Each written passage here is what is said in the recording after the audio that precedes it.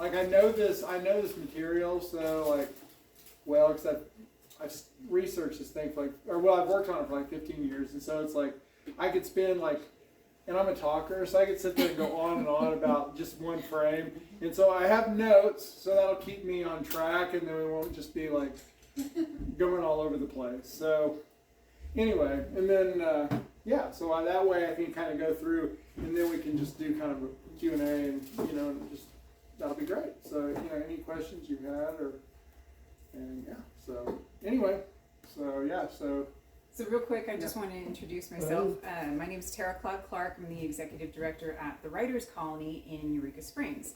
And we are a place where you can come and write, and that's it. So for you, that's it. You just have to write. For us, we provide you a really quiet, comfortable space, private bathroom in each suite. And Monday through Friday night, our chef makes a dinner where you can join the other writers and residents and eat a wonderful meal. It is one of the highlights of the experience. It's affordable, it's pretty cheap. We have fellowships that we do every once in a while, and we've got scholarships available. So if you are a writer of any kind, like if you just need a place to go and write, look us up and contact us and let us see. We partnered with this because Sean has stayed at the colony, so he's considered one of our alumni, and we try to promote our alumni where we can. We're looking to do more events out in the community past Eureka Springs, and this is the first one that I've been involved in. I've only been on the job for like 2 months. So, and then I contacted Daniel, the owner of Pearl's Books, and he was like, yeah, come on. So super welcoming, and I appreciate that.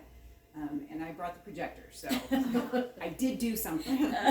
And the screen, and it was really hard. Not this time, but in the past it's been hard. So thank you all for coming, really appreciate it. And if you have any questions about the Writers Colony, you can talk to me or Alan. She is our president of the board of directors, and she also is retired from the Shiloh Museum of Ozark History. She is a phenomenal mind, and I highly encourage you to meet her. Whatever you are, you know you are. Yeah. She knows she is, but she's also very graceful and humble about it. But so thank you for coming. I appreciate it. Yes. I'm sorry, one more thing. Yeah. We have Joy here too. She's the editor of our online magazine, and she's in charge of our media that we do, and we're actually expanding some of that. So follow us wherever you go. So. Don't stalk, follow. Yeah. Oh, that is nice. And I gotta say, when like I said, I worked on this thing for so long. I was at the Writers Colony. It was like a decade ago or something. But I got so much research done when I was there. I went there. So it is it's a wonderful, wonderful place, and I was there all ready to write on my book and draw, because this is I write. I'm a visual storyteller, obviously, but the nature of this book, being nonfiction, I wanted to also interview a few people, but Eureka is so it's so connected. Everyone's so connected with one another. It's like one interview, they're like, oh, but you need to talk to this person, and so.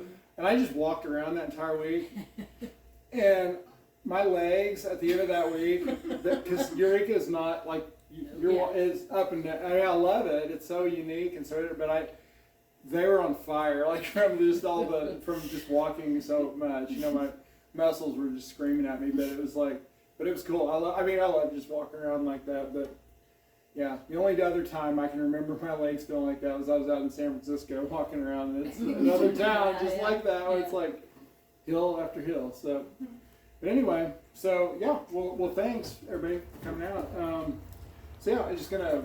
We're just getting started. Oh, excellent! Yeah. Came at the perfect Well, time. yeah. Yeah, I was just getting ready to start. Hey there.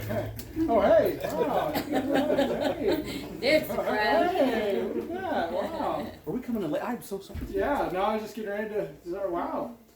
That's pretty neat. These are some old friends of mine from my hometown in Missouri. So Webster, Missouri. So Joplin. Yeah, and she's from and Tara's from Joplin there. So that we can see the picture more fully. Well, cool. Well, thanks for coming out, you guys. It's great. Surprise. Yeah, yeah, definitely. Yeah, so and I have these notes here, like I said, just to keep me on track. So. We're just getting started. Oh, nice. No, that's good. This is good. It's just Matt. Oh, hey, Matt. Yeah, Just Matt. another Web City guy, by the way. Yeah. There you So. Yeah. So yeah. I just want to say one thing. Welcome. I'm Daniel, the owner of Yeah. Pearls. We love to have events like this, and we have our website has our events calendar. Follow us on like Instagram and Facebook as well. But yeah, we're so excited to have Sean here. When we first opened, he brought by like a little pamphlet that basically had the first few pages of this, and it wouldn't fail. Every big weekend we had a bunch of people come through. They'd ask about that and say, "Hey, is that out yet?" So yeah, Yeah. just so excited. I feel like this is a big thing for us because that was like very early on in our when we opened. So anyway, yeah, thanks for being here. And I've been hearing that for like the last decade. Is it out yet? And I mean, it's like, oh, it's so nice to be able to actually say, yeah, it's out. It's available. It's done. I did it. It's done. Yeah. So pick it up. Yeah. So, So okay. Like I said, I've got these notes here to keep me on track because I'm a talker. So, and that way we'll actually have time to do a little Q&A afterwards. So, anyway, so. Daniel, or who am I? Who's advanced? Okay, Terry, you advancing? Do I just what word do I say? Just next, or I don't know. Hey, Tara. Well, for each advanced, next. Do I point to you? I don't know what to. Next seems a little like. Well, next seems a little. Proceed. Proceed. Proceed. All right. Make it so. Make it so. Yeah. So. Let's do that. Make it so. Make it so. But yes, there we go. Okay, so yeah, in 2019. So I don't know if you all remember this. Like this was before the pandemic. You know, there was some on the grounds of the Crescent Hotel. There was a discovery that was made that garnished national attention. I don't know if you guys remember that. So basically, a landscaper was digging on the grounds, and suddenly they're digging along, and then they were putting in like an archery course or something like that, an archery little area, and suddenly, she pulled back on the shovel there, and a bunch of these little jars came tumbling out, and she was like, "What?" Dug a little more, and there was more. Just they found just hundreds of these jars, and these jars contain what appeared to be human remains, so the area was immediately, roped off as a crime scene, and so the jars were taken to state crime labs for analysis, and they determined that these jars were dated back to the late 1930s, which is the time which Norman Baker was at the Crescent Hotel, and so they found not only these jars with basically it was like cancerous tumors and bits of human tissue in a alcoholic sort of formaldehyde sort of solution, and they also found like a bone saw and some other medical devices, along with his cancer elixir and reels of film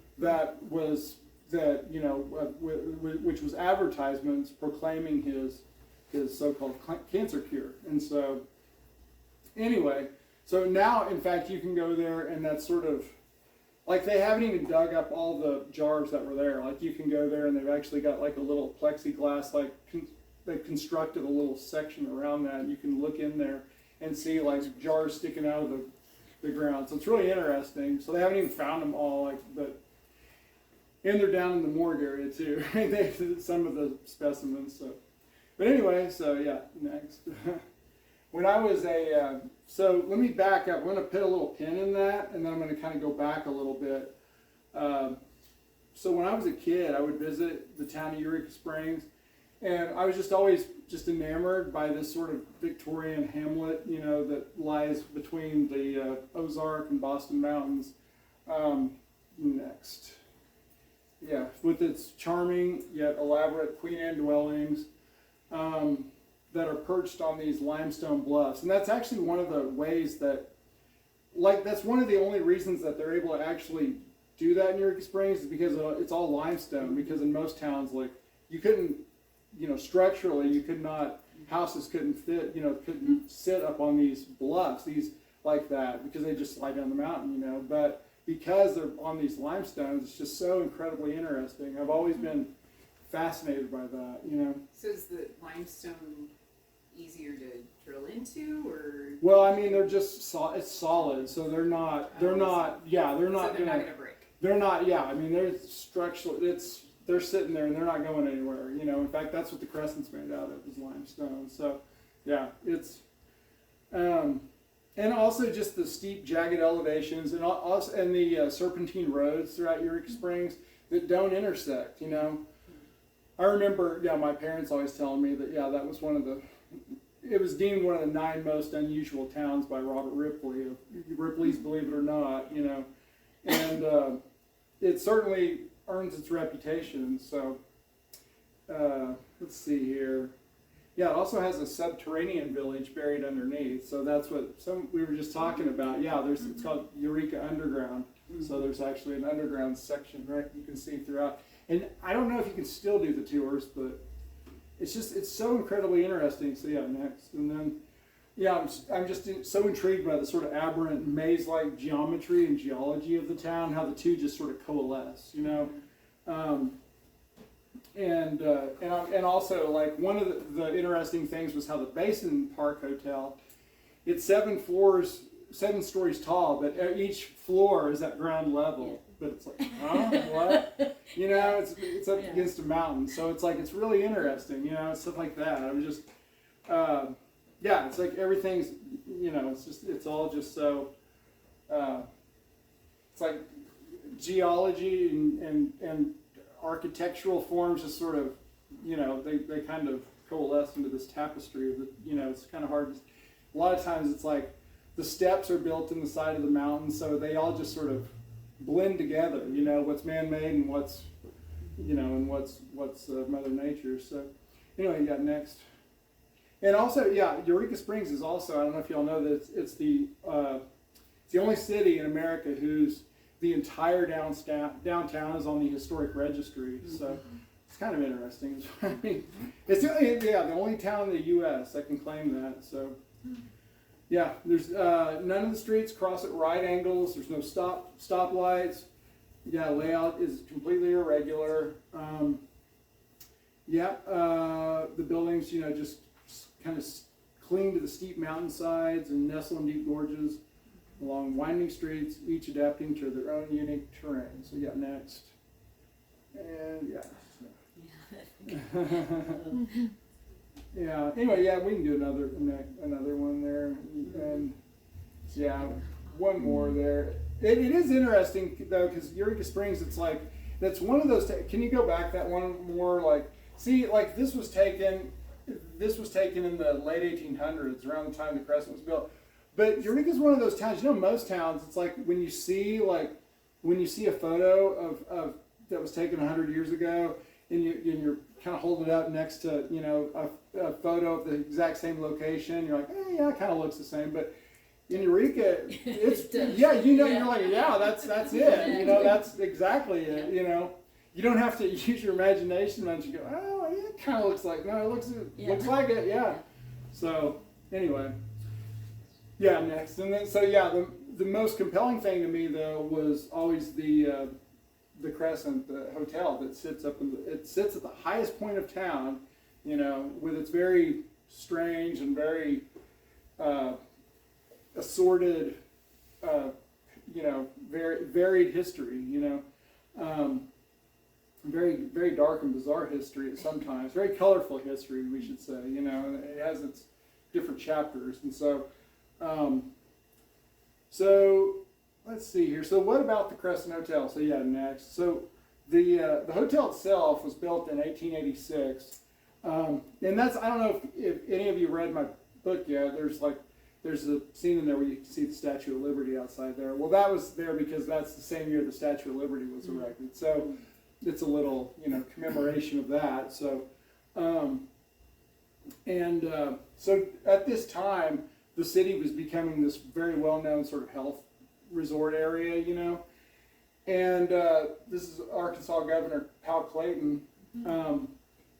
He was responsible for getting the railroad, to where they could actually, get people to Eureka Springs. And I mean, that is such an incredible feat. Yeah, exactly. I mean, it's like, you can kind of go, I was actually, just the other day, I was hanging out with Jeff Danos. He's the director at the Historic Museum. We were walking around up in, because I was doing a shoot for this illustration thing I had to do, but he was showing me some areas where you can see where the mountains, there's old railroad bridge that's sticking out of a lake, and the rail is gone, but you can see the bridge, and you can see right where they punch through a mountain, and it's so I mean, just the engineer, all that went into doing that, just to be able to get, all the engineering that, to get rail through, to this town, which is, that just boggles my mind,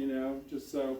Anyway, so then this guy was accredited with getting most of that done. So, and he helped kind of bring about that sort of Victorian charm that we know of today with Eureka Springs. And then later, another luminary in the town was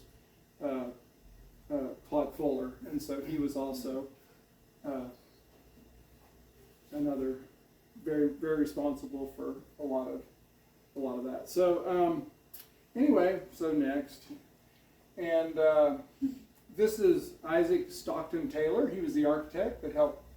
He was a St. Louis architect and was responsible. He was, building the Crescent Hotel in an American Gothic style, and it was built in limestone, quarried from the limestone from the White River.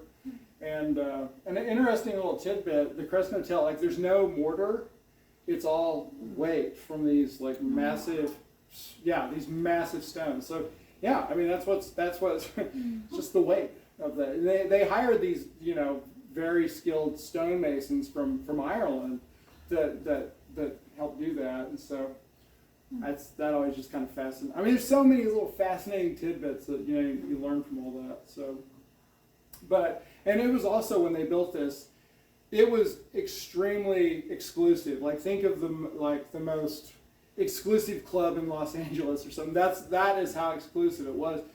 Luminaries would stay there, and when I say that, it's this was 1886, so it actually had Edison lighting. It had horse stables outside. It had a bowling alley. It had an intercom system. It was for that time. It was very, elevator, all that kind of stuff. So, but despite all its splendor, it wasn't very lucrative. At first it was, but then it wasn't. Next. So let's see. Next. So and then then to kind of supplement lagging winter hours, during the winter time it became the Crescent College and Conservatory for young women, and so and this is a fascinating chapter in Eureka's the Crescent Hotel's history, and that's one that I would love to kind of dive into before one of these. I know Rebecca J. Becker, she's doing a book she's working on a book on that, so I'm really excited for that. It's going to be great. Anyway, it was a very good, and apparently it was a really, really good school. But anyway, so this went from 1908, and in 1934, it lasted until 1934. And basically during that time, it's the Great Depression kind of ended both the girls' school and the Crescent Hotel. So they both, and so basically the Crescent Hotel just became, it was abandoned for about 3 or 4 years, until 1937, and that's when it underwent its most, well, you can advance, and those were the residents of the Crescent during that time, you know. Yeah, in one of the books I was reading, I just loved how they were like, it was empty save for the, you know, the rodents scurrying around. So I was like, well, there were, you know, I had to, you know, draw the occupants, right? So, yeah. But it's like they were in sync, you know, like they're just coming out at you. So anyway, and then in 1937, that sort of marks the most bizarre chapter in the Crescent Hotel's history, and that's of this very unique, you know, piece of real estate. And that's when Roy Baker, you know, came wheeling up in his purple Ford Roadster, in his white suit, and his lavender tie, and his purple shirts. And anyway, so next. So yeah, but so going back to whenever I was a kid, my family, my parents and my sister and I, we'd come down to down to the Eureka Springs in the summers and every now and then, and we'd go on the ghost tours, and it's only like 100 miles from where I'm from, and so we would, you know, we'd just go and then go back home. But I remember on these ghost tours, they would, you know, at this time, this is like the 80s, and a lot of the stories were pretty sensational. I mean, it was very, you know, you tell these kind of grim stories of, you know, Baker and all that, and I'm just like, my 10-year-old mind or whatever is going crazy, you know, thinking of, because, you know, growing up with like comic books and Stephen King and all that kind of stuff, I'm just like, what? That's nuts, you know, because they're telling about, and you can advance next. So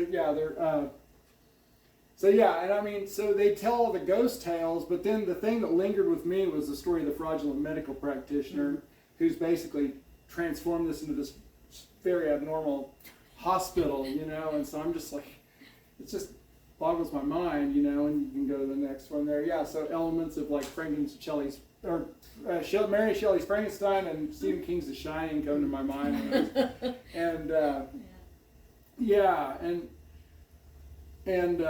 so it haunted me for years. This story of this, you know, this fraudulent medical practitioner. Anyway, I always kind of thought about that. I didn't, and it was always in the back of my mind. And in 2003, I moved to Fayetteville for graduate school and got my master's, and my master's in fine art. And while I was in school, so my fiance at the time, still my wife, we would make trips down to Eureka Springs, and we'd go on their ghost tours and stay there. And that same kind of thing, I was like, what really happened, you know?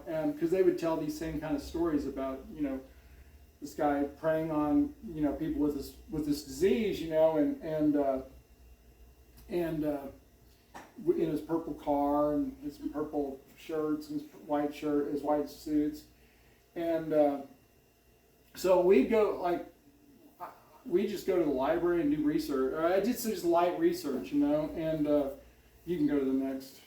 Yeah, because these are the type of things that, you know, and I would always even hear, like, even whenever I was teaching classes when I was up at the U of A, I was teaching some classes. I was in the figure drawing class teaching, and I remember one of the students, I've never said this on one of these talks, but yeah, one of the students was like, you know that I'm from Eureka, and because we have a skeleton in there, and they're like, the skeleton in our class was like actually from the Baker Hospital. I'm like, really? You know, and I'm like, well, yeah, I know, right? But I was like, okay. I mean, that's why what was going around, you know, and I'd hear stuff like, you know, exorbitant amounts of calcium found in the floors, you know, and bodies in the walls, and this is the type of thing that I'm really, like, you know, and so, and they'd also talk about on the tours, like his liquid cancer cure being poured directly into patients' skulls and stuff like that, and I'm like, what's that? Well, this is what they're telling me. And at the beginning of my book, I'm like showing this type of stuff, but then I'm like, but what really happened? Then I tell the real story.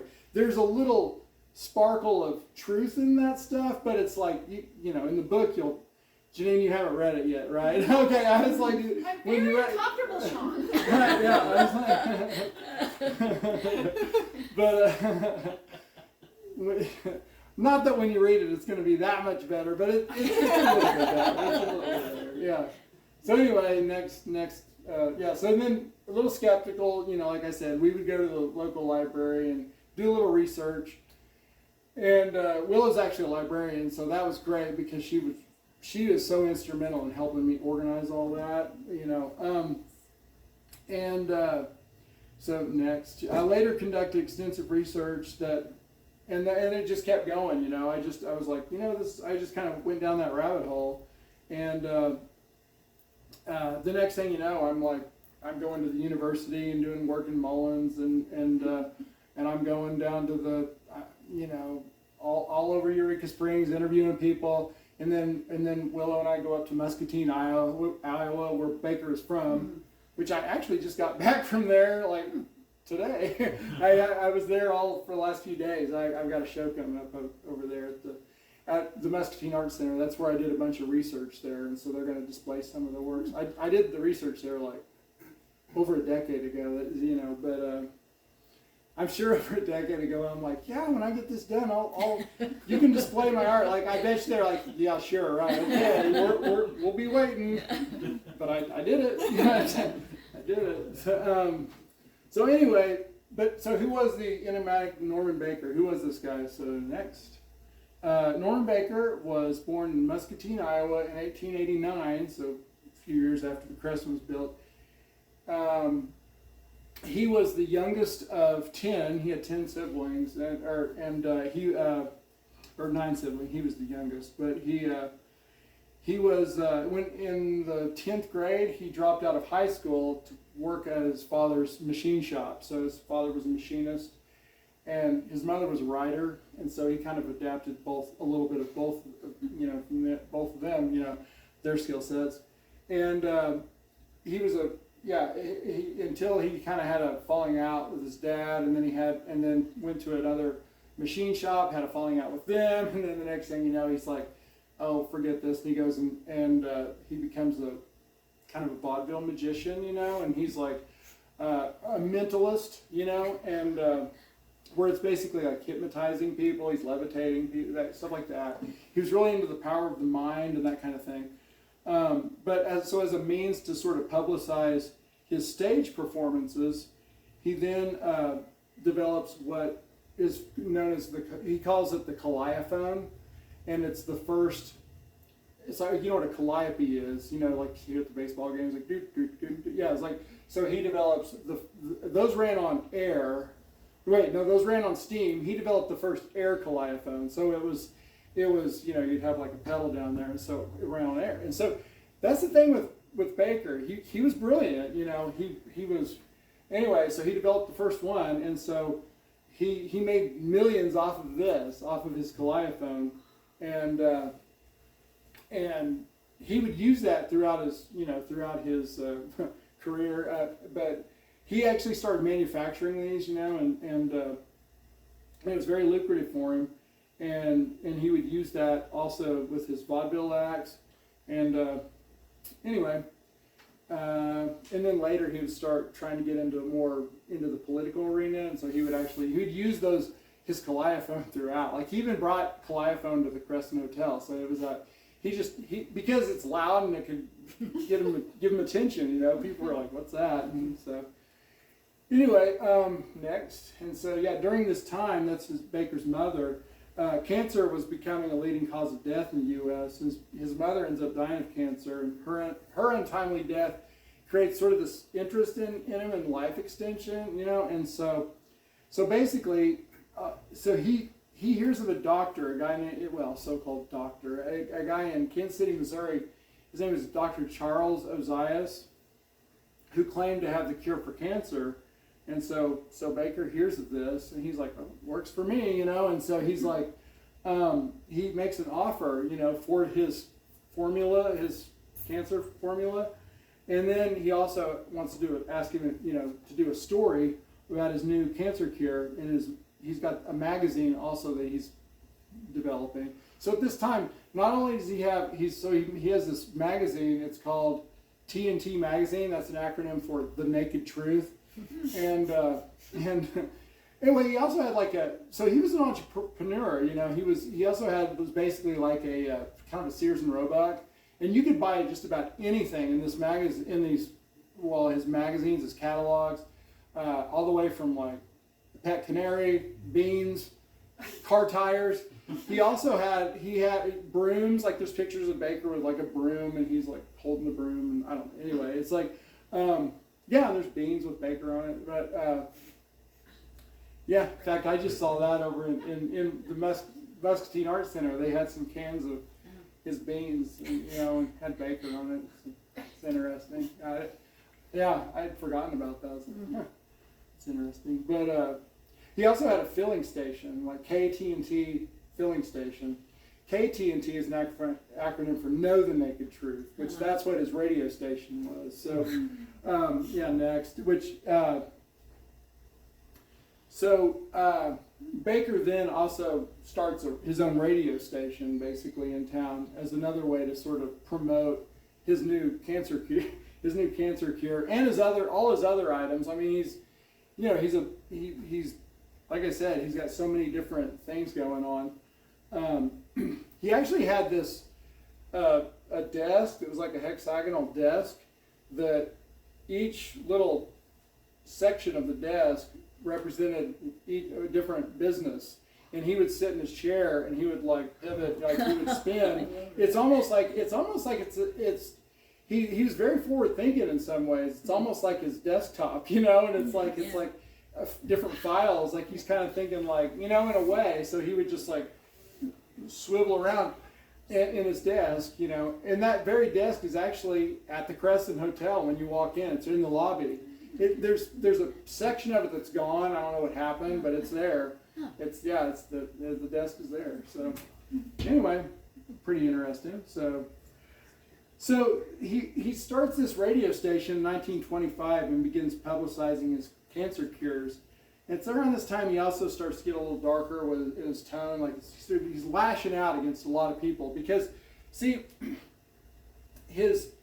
Baker had a tendency to amp up his wattage at his radio station, and the FCC was always like, "Stop that! You need to, because he would amp that wattage up where you could hear it clear out into Hawaii, and way up in Canada, just all over the U.S., down to Mexico, and so he was always in trouble with the Federal Radio Commission, and he was at the highest point in Muscatine, and he would even.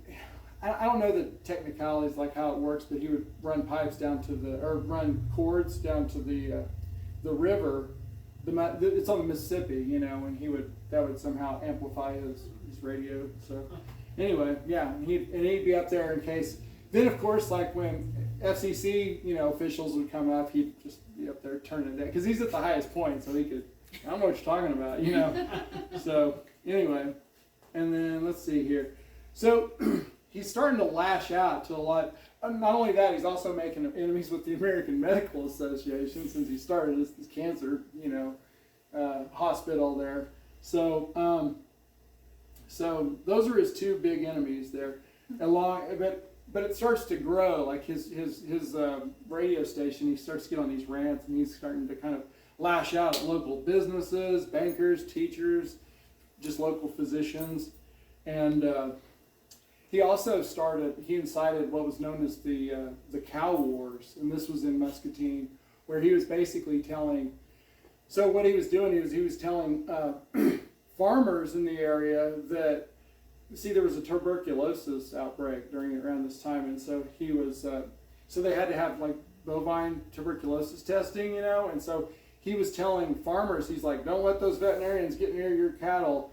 Because what they're going to do is they're going to give you a false positive, and they're going to take away your healthy cattle, And so farmers got outraged at this, and they actually rose up, and they went to the state capitol, and they violently rioted, and it got to such a point where they had to call in the state militia, and Norman Baker was the guy that instigated all that, and so it was like, geez, So anyway, so.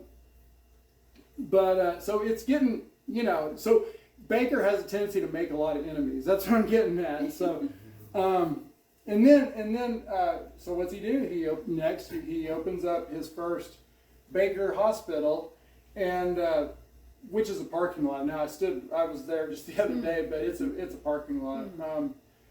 It's right on the Mississippi. The Mississippi would be right about here, you know, and it's actually a Han parking lot. They make like filing cabinets and office. Yeah, I actually have a Han filing cabinet in my studio. So.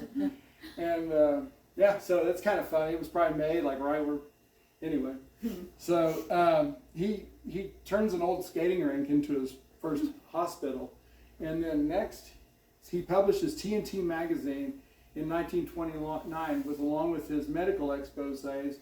It serves as Baker's, like I said, general merchandising publication.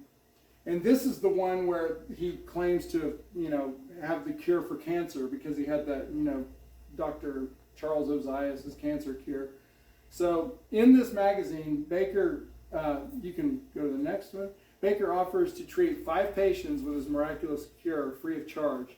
He then prints his December 1929 issue of TNT magazines about the patients and his miraculous cure. Okay, and that's May of 1930, or that's December of 1929. Sorry, but then by May of 1930, just by May, all the patients are dead, and he reprints the exact same story, not once, not twice, but 3 times. He just keeps reprinting it after they'd all died, and he keeps proclaiming it on his radio station. Yeah, so it's like that's where it's like it's starting to get a little bit, and so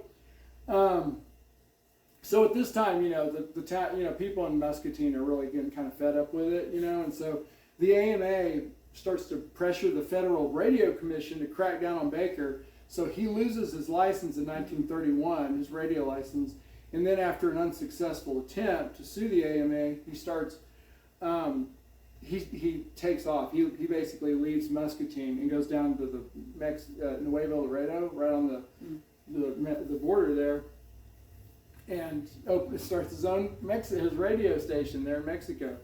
And so by 1934, he's amassed quite a fortune, right there. And he's basically, it's like he has his radio station and he has his hospital there. That's how he does. It's like a radio station, his hospital, and he can just kind of, they call these guys border blasters because they would just go down to the Mexican border where they didn't have the FCC regulations, and they could just spew out all whatever. Their cancer cures or whatever, and so anyway, so let's see here. So like I said, by this time he'd amassed quite a fortune, and he considered himself a professional. You can go to the next one, even though he had absolutely no medical training whatsoever. So anyway, let's see. So next, so he eventually makes his way to Arkansas in 1937. Where he purchases the as you remember with the rats, is the downtrodden, Crescent Hotel. And so this is during the Great Depression, and so the town of Eureka Springs, it developed around these healing springs, and so Norman Baker said in an interview that was a major influencing factor in his move to the Ozark town. Was the pure mountain air and the healthy waters. So, I mean, he was smart. He was very, he's always thinking about how to kind of make that work, and so. Anyway, yeah, next. So Baker basically remodeled the hotel to look more like in his sort of style, and so it looked more, this is kind of how that normally looks, and still today, this is how it looked. And then you can go to the next one where, he basically kind of decorated these very Art Deco sort of crazy purples, and it looked more like a circus, than it did a hospital. So it's not really like what you would think of as a hospital, but purple was a big. He was all about purple. Baker dressed in purple. He had a purple car. This is a time when all cars were black, so it was a custom job. It was before he had a Cord Roadster, he had a Franklin Roadster. He also was that was one of the first cars with air conditioning. So like I said, he was like an early adapter when it came to, you know, technology and all that. But so he makes the Crescent look like this kind of circus, you know, and the beams and the columns are this hodgepodge of orange, red, black, yellow, and he put his propaganda posters all over the place, and he would write stuff like, enemies are those, because everybody was his enemy, you know, enemies are those who do things that quacks cannot, or quacks are those that do things that enemies can't do, because he was always called a cancer quack, obviously. And there were quite a few of those during this time. It's Great Depression, you know, people kind of capitalizing on that. So he had, go to the next one, he had many of the interior doors removed, and like I said, he put populist propaganda across many of the interior halls there. And then the biggest thing, like if you look at photos of the Crescent Hotel, like old photos, you can go to the next one there, and one more actually, yeah. So you look at the old photos, and it doesn't quite look right when you look at it today, you know. So the exterior, the original wooden porches with their wood-turned balustrades, like along here, that's different. Like, and so he actually had all those ripped out, and so the 4 floors, and that's what permanently damaged the Victorian, you know, facade of the Crescent. 4 floors of concrete. You can go to the next, and then that's kind of what we see today. You know, well, not bad, but that's been, you know. But this and that concrete there is, you know, you can still see like it's like railroad ties sticking out of it where they did it so quickly, like they were hammering, like trying to construct this thing kind of shoddily, you know. It's like, anyway, yeah, but he put 4 floors of concrete were poured in their places to make sun porches, and these were to kind of support the patient beds, you know, as they were all wheeled out there.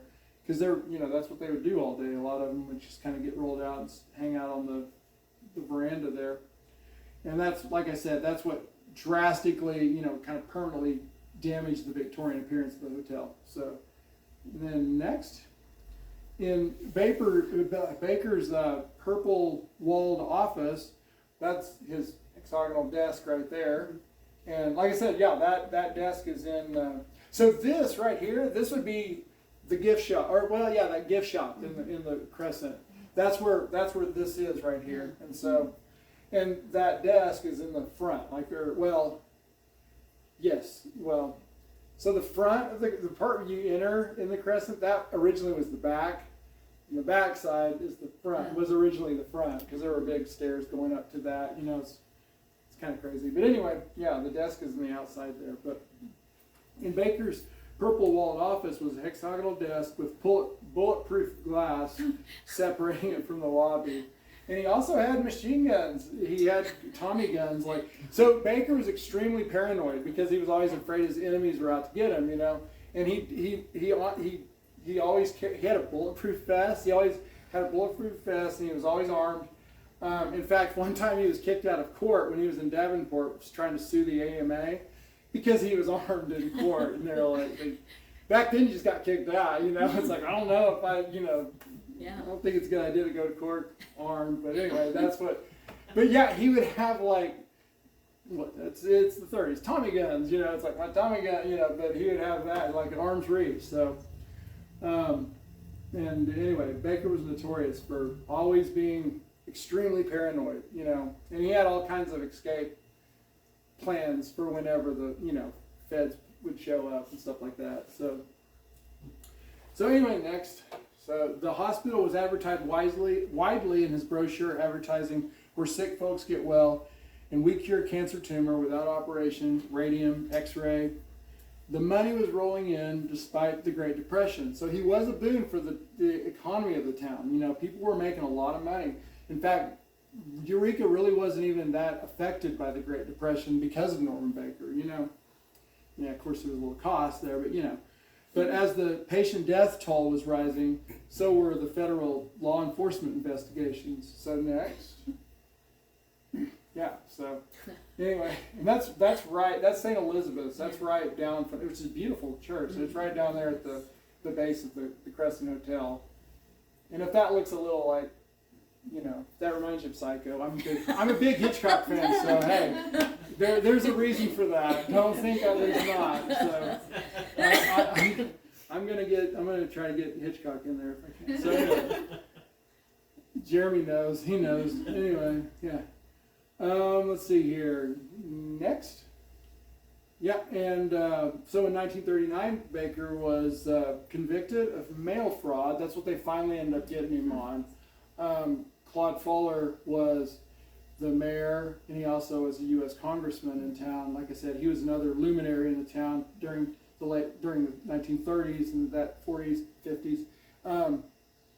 He's John Cross's grandfather. If anyone is familiar, you know, the banker in Eureka Springs, which I interviewed him, and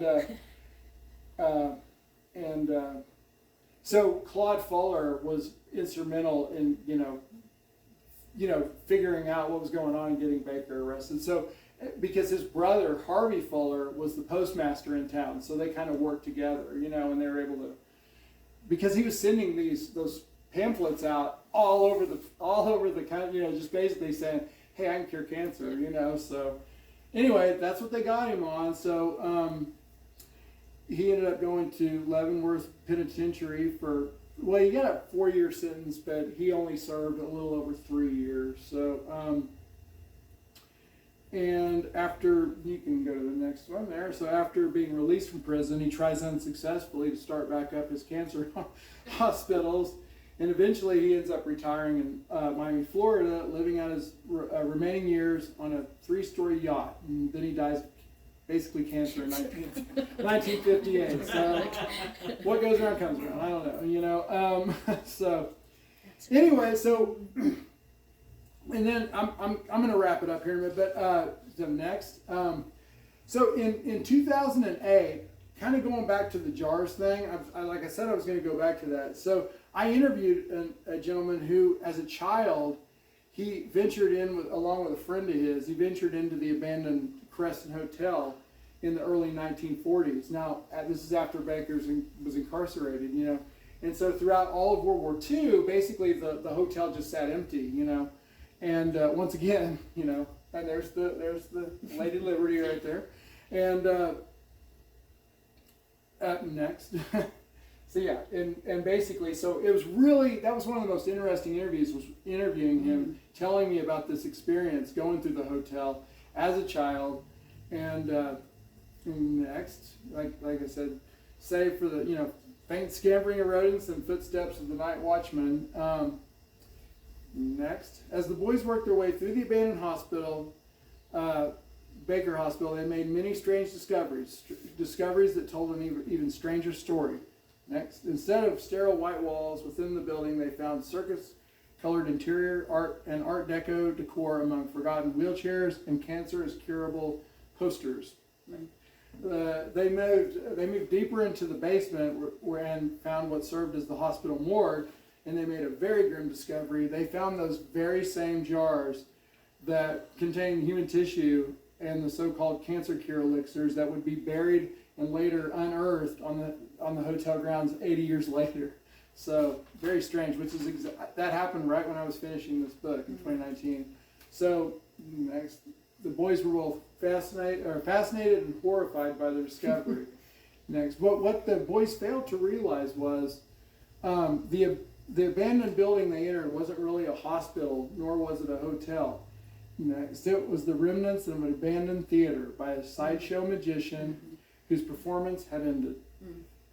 Next, the cancer healing elixir was made up of carbolic acid, alcohol, glycerin, and spring water, but its true formula, its true ingredients was demagoguery and populist rhetoric.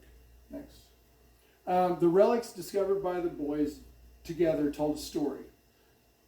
Next, a story of the past and predictions of the future. Next, of a charlatan's performance that has been repeated throughout the ages and continues to this day. One that rather than garnish applause as the curtain falls, ends with an empty silence, an empty promise, an empty cure, an empty structure. Next, so Norman Baker died lonely, but throughout his life, those he met either became his devout followers or his mortal enemies. Even 60 years after his death, he still divides people. Next, and this is strange. After his funeral, his grave was destroyed and then later replaced. The gravesite to this day is mysteriously decorated with purple flowers on the anniversary of his death. So love him or hate him, at the book, this core is about. At the core of this book is about perception. We see history the way we want to see it. Next, but this very unique nonfiction graphic is my best interpretation of this peculiar place, person, and time. Although Baker has been gone for many years now, echoes of his time in Eureka Springs still reverberate throughout the Crescent Hotel. So, anyway, yeah, that's basically that's basically it. I mean, I have a little bit about kind of some process stuff I can show you guys. I mean, that's if you're interested. I mean, I really quick. I'll just go through this extremely quick here. So the bit, I'll just point. Is that work? Yeah. Okay. So the book blends. I'll just read it because otherwise I'll just keep talking and talking. That's why I have these notes, you guys. Because I know this stuff so well. I'll just keep going. So Jeremy's laughing because he knows that too. He's like, gosh, he'll talk. He'll just talk and talk. So the book blends oral histories, newspapers, articles, and Norman Baker's vanity biography that coalesce into this stunning visual narrative. I began working on this project back in 2008. Since then, I've interviewed scores of people in both Muscatine, Iowa, Eureka Springs, Arkansas. There's Gene Westfall there. For anyone who Were you knows. pointing at her or pointing to Jane? Oh, I was, yeah, you can go back one, actually. I think I was at, oh, no, okay. Yeah, okay. Oh, yeah, that's right. Okay. So, yeah, next. Since this time, I've scoured library archives, databases, dug through old newspapers, letters, old photos, court documents, books, criminal records, microfiche, on and on. So, yeah, next. I spent quite a bit of time exploring cemeteries, locating graves of people that are in this book. And let's see here. Yeah, that's Baker, and that's his only. Irma is out of the 10 siblings. She was the only sibling of his that would speak to him, was even on speaking terms. Yeah, so Baker, at one time when it was KT&T, the radio station, he would have thousands of people, sometimes as many as 10,000 people would show up to Muscatine, Iowa to go hear his radio, because it was a performance. They had all kinds of. He had all kinds of bands out there. It was, it was like a fun thing to do, because he had, it was very entertaining. It was something to do, People would come all the way from Kansas City, Missouri, and all around that whole area, to see that. So what I'm getting at is so this guy that just not too far from there, in this town where at one time tens of thousands of people would come to see this guy. At his funeral, they had to hire local college kids from the nearby college to act as pallbearers because nobody would even come to the funeral, So it was because so many people just, were, kind of weren't too happy with, But anyway, so so next. Yeah, so then came the very difficult portion of the process, organizing all the material into a cohesive narrative. Next, I would file the information in terms of subject matter and put together a timeline of both Norman Baker and the Crescent Hotel. And this is where my wife actually came in really handy. She would help me with that. She was so helpful with that. Like I said, she's a librarian. She knows how to do all that. So then next. Then I would, sharpen my pencils and get drawing. And that's what my cat does. He kind of operates as my art director, So, and then next. So I began putting a script together using all my collected interviews, photos, and other research. Originally, the story was written in paragraph form and then reworked into a script. And I would draw very rough storyboards while scripting the book. Next, so that very same page, and you can see the rough pencils, and you can see I add value, and then I add color, and so that's kind of the, that's sort of the process there. I'm all about lights and darks, and it's kind of funny because back when I was a kid in high school, Matt and Scott and Jeremy, you all know like Bob Foose, the Web City Sentinel. I used to do cartoons for him, and he always liked. I remember it was our local newspaper in the town we grew up, and I was always like cartoonist for high school and for the Sentinel, you know, and so Bob always liked working with me because I was spot the black so well. I like my contrast. He's like, yeah, that's why I like, you know, your stuff, Sean, because you have a lot of contrast. So even if it doesn't print really well, it usually shows up really nice. And so that really stuck with me over the years. I even tell Bob when I see him, like in recent years, I've been like, yeah, that really stuck with me. You said that, because I've always been very cognizant of that, and I always think about, but I like really strong contrast in my work. So I'm a big film noir fan and all that kind of stuff. I love old Twilight Zones and all that stuff. So I'm in that, you know, the cinematographer on that show utilized a lot of lights and darks, strong lights and darks. So, which he was also from Joplin, Missouri. If you didn't know. George Clemens. Was the cinematographer for the old Twilight Zone. He was from Joplin, Missouri. Yeah, he was. And he was also a descendant of Mark Twain. Yeah, Samuel Clemens. Yeah, I just remembered that. So that's another. I was not going to go in that. See, that's why I have notes, because I will do that. Anyway, Google that. it's true. No, it's true. It's true. Go right next. You're like fact checking. It's like, no, don't listen to him. That was Mike Clemens. Right. Yeah. Exactly. Right. Yeah. So anyway, yeah, and then you can see right here, it's like you can see this is my process. So pencils, and that's the thing. I love actual physical, you know, media. I know there's, you know, digital is big and popular, but I love the fact that you can actually have an actual, you know. That's why I love, like, I'm doing that show in Muscatine right now, like, it starts September the 3rd and goes to October 23rd, but it's like 25 pieces of the pages, you know, were up there, and they're going to be at the library from October 31st to January 31st. So What library? Fayetteville Public Library. Yeah, so they'll be at the library there. Yeah, I had an in right there, so it's like no. I had to go through the process like anyone else, you know. Well, that wasn't, but anyway, Anyway, I just love the fact that it's like it's a physical. I love the physicality of actual, you know. So anyway, next. So this is kind of how I work. I just do like these pencil roughs, and I do like almost like a storyboard, you know. And I put all my notes over here. Do my type pencils next, and then you can kind of see.